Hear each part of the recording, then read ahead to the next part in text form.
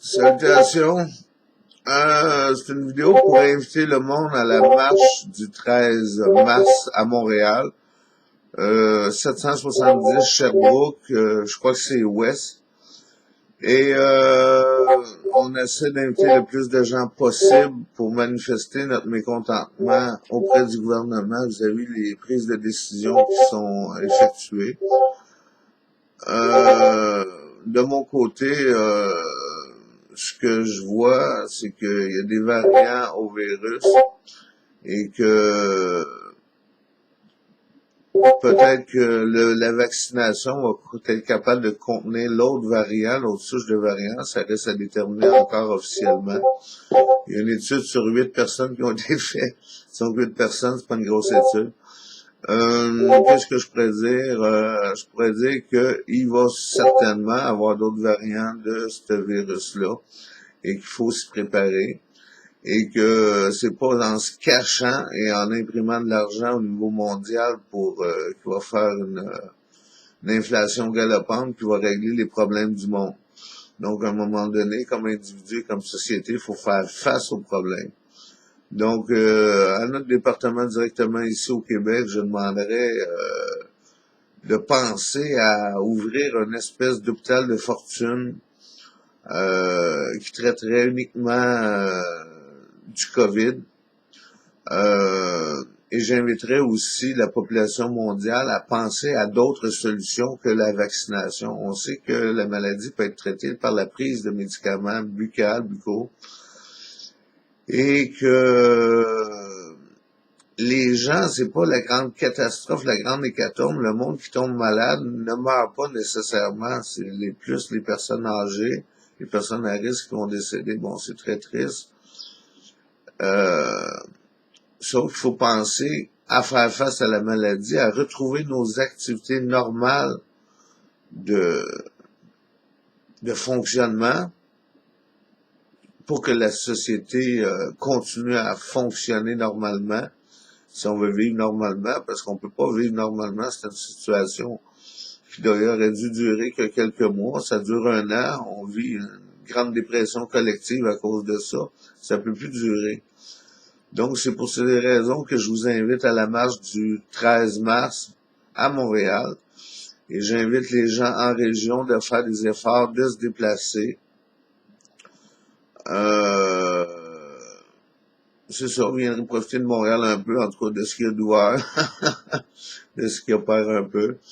Et j'invite aussi les gens d'origine ethnique à venir participer à cette marche-là.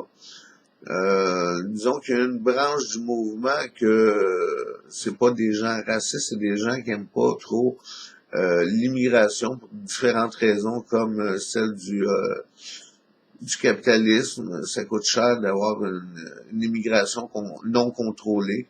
Donc ces gens-là voulaient une immigration contrôlée pour des mesures financières d'État. Qu'est-ce que je peux dire d'autre? Sur le virus, c'est que l'année prochaine, s'il va y avoir une trêve pendant l'été, là, quand il fait chaud, en général, ce virus-là, il ressemble beaucoup à ce n'est pas, mais il y a des points de ressemblance avec la grippe. Donc, c'est peut-être pour ça qu'en Afrique, c'est pas élevé le virus du COVID. Il y a différents écoles de pensée là-dessus. Moi, je crois que c'est à cause de la chaleur de l'Afrique et de l'orientation du virus qui ressemble à la grippe.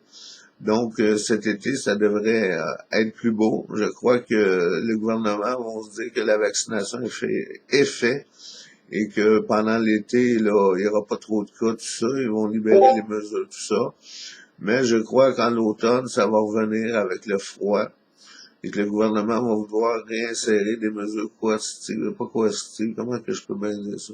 Des mesures musclées pour qu'on redevienne dans un monde qui est pas trop le fun à vivre. En tout cas, j'aime pas ça vivre comme ça, moi.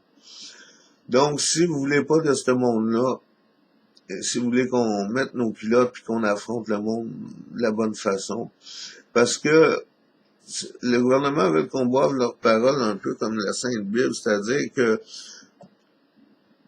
moi, ce que je dis qu'il faut pas croire le gouvernement, c'est qu'ils nous ont menés là où ce qu'on est présentement. En 91, il y avait eu le sommet du Brésil, au Brésil, de Rio. Puis, ça stipulait qu'il fallait commencer à envisager sérieusement à s'orienter vers l'environnement si on voulait éviter des prises de catastrophes comme la couche d'ozone à l'époque. Et on voit aujourd'hui, c'est combien d'années plus tard, 30 ans plus tard, que le gouvernement a échoué mondialement. Les gouvernements ont échoué et que c'est aux citoyens de reprendre la relève et d'essayer de faire en sorte que mondialement ce soit plus viable, étant donné que les gouvernements sont trop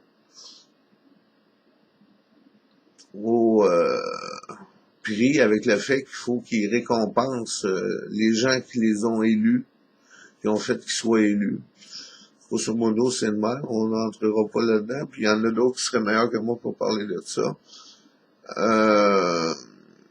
Ça pour dire que le gouvernement n'a pas fait la job, puis qu'il faut arrêter d'y croire à 100%. Ils ont raison à certains niveaux, mais à d'autres niveaux, ils ont peut-être pas raison non plus. On est des gens dans un collectif de bien-pensants, puis on essaie de trouver des solutions, et on demande au gouvernement de prêter oreille à ces solutions-là. Donc, préparation d'un hôpital de fortune pour traiter la COVID, pour que les gens parano puissent se faire tester. Puis les gens normaux qui ont vraiment des symptômes aussi se fassent tester. Puis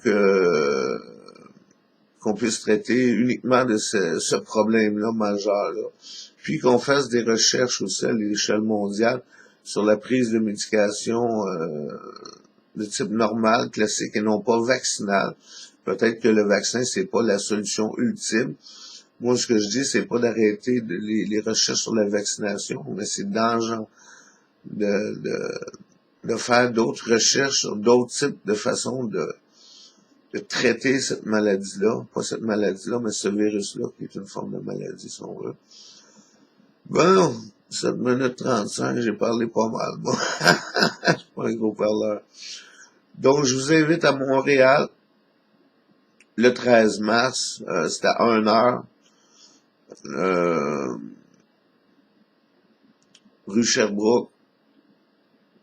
Soyez nombreux pour dire au gouvernement qu'on en a assez, puis que on veut d'autres solutions. Salut!